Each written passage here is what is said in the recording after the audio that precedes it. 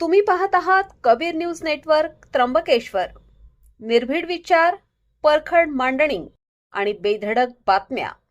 त्र्यंबकेश्वर तालुक्यातील प्रत्येक घडामोडीचा अचूक वेध घेण्यासाठी सज्ज आहोत आम्ही. तालुक्यातील ताज्या अपडेट्ससाठी आता सबस्क्राईब करा कबीर न्यूज नेटवर्क त्र्यंबकेश्वर.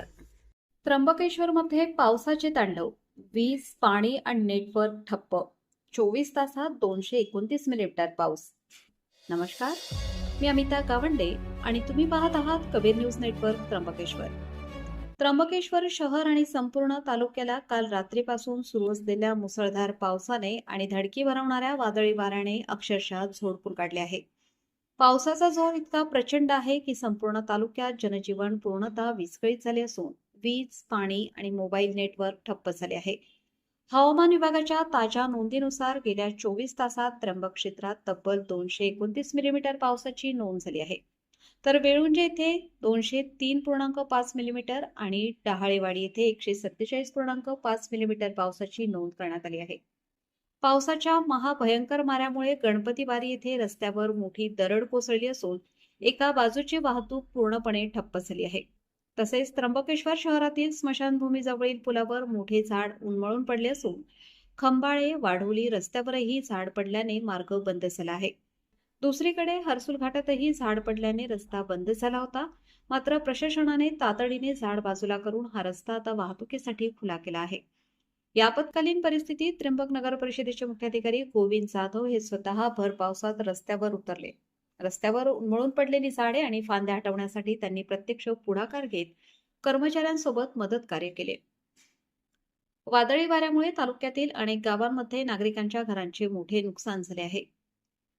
गडई त्र्यंबकेश्वर येथे दिनांक 22 जुलै रोजी सायंकाळी 5:30 वाजेच्या सुमारास सदाशिव रोकडे यांच्या कौलारू घरावर झाडाची फांदी पडल्याने अंदाजे 70 ते 80 कौले फुटून नुकसान झाले. याचा पंचनामा करण्यात आला असून याबाबतचा अहवाल तहसील कार्यालयात जमा केला जाणार आहे. ठाणापाडा हळविहीरपाडा येथे ढवळू महादू गावंडे यांच्या घरावर झाडाची फांदी पडल्याने घराचे अंशतः नुकसान झाले. सुदैवाने यात कोणतीही जीवितहानी झालेली नाही. पंचनाम्याची तजवीज ठेवली आहे. मौजे खरवळ कालपासून सुरू असलेल्या मुसळधार पावसामुळे श्री विठ्ठल फसाळे यांच्या घराचे पत्रे उडून गेल्याने नुकसान झाले असून येथेही पंचनाम्याची तजवीज ठेवली आहे. जातेगाव बुद्रुक दिनांक 23 जुलै रोजी झालेल्या पावसामुळे परशुराम कृष्णा तरवारे यांच्या घरावर झाड पडल्यामुळे घराचे अंशतः नुकसान झाले. येथेही कोणतीही जीवितहानी झालेली नाही. भगवान श्री त्र्यंबकेश्वराच्या दर्शनासाठी देशभरातून आलेल्या भाविकांचे वीज, पाणी आणि मोबाईल नेटवर्क ठप्प झाल्यामुळे प्रचंड हाल झाले. शहरातील जवळपास 90% दुकाने व व्यवसाय बंद राहिल्याने त्र्यंबकेश्वर शहरात आज अघोषित बंदसारखी परिस्थिती पाहायला मिळाली. अशा कठीण परिस्थितीतही महावितरणचे कर्मचारी नागरिकांसाठी देवदूत ठरत आहेत. वीज पुरवठा पूर्ववत करण्यासाठी भूषण पवार, सोमनाथ रणदिवे, सोपान पवार, प्रकाश भोये, प्रवीण तरवारे, सागर झोंबाड, राहुल खोडे आणि गोविंद मेंगाळ हे कर्मचारी पावसात जीवाची पर्वा न करता युद्धपातळीवर काम करत आहेत. या पार्श्वभूमीवर त्र्यंबक नगर परिषदेच्या नगराध्यक्ष सौ त्रिवेणी तुंगार सोनवणे यांनी सर्व नागरिकांना व भाविकांना सुरक्षेचे आवाहन केले आहे. सध्या परिसरात मुसळधार पाऊस आणि वादळी वाऱ्यामुळे आपत्कालीन परिस्थिती निर्माण झाली आहे.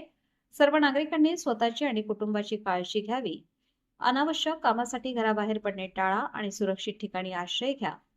वादळी वाऱ्यामुळे मोठे वृक्ष, विजेचे खांब, होर्डिंग्स आणि जुन्या पडक्या इमारतींजवळ उभे राहू नका किंवा वाहने पार्क करू नका. उघड्या तारा किंवा विजेच्या खांबांना स्पर्श करू नका. शॉर्ट सर्किट पासून सावध राहा. झाड पडणे, पाणी साचणे किंवा विजेची अडचण असल्यास तात्काळ नगर परिषद आपत्कालीन कक्षाशी संपर्क साधावा असे आवाहन नगराध्यक्षा सौ त्रिवेणी तुंगार सोनवणे यांनी केले आहे.